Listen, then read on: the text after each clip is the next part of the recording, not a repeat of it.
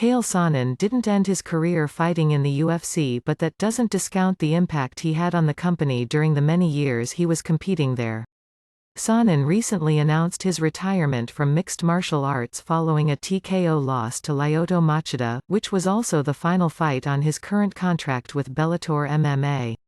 While the 42-year-old American gangster called it a career under the Bellator banner, UFC president Dana White was glad that Sonnen went out on his own terms while likely taking home some big paychecks before hanging up his gloves for good.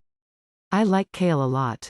I have a very good relationship with Chael," White told SiriusXM last Wednesday. "I like the fact that this is the hardest place in the world to stay and make a living here. It's a very hard place.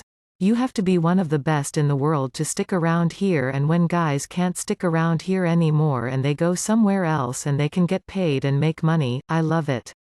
Good for them." When he was competing in the UFC, Sonnen was constantly one of the most talked about fighters on the entire roster. He engaged in one of the most heated rivalries in the history of the sport through a pair of fights against former middleweight champion Anderson Silva, not to mention the way Sonnen elevated the art of trash talking as he became a serious threat to the title. In fact, White compliments Sonnen for his ability to terrorize his opponent with head games better than anybody he ever saw until former two-division UFC champion Conor McGregor came along. "I don't think Chael was necessarily a bad guy.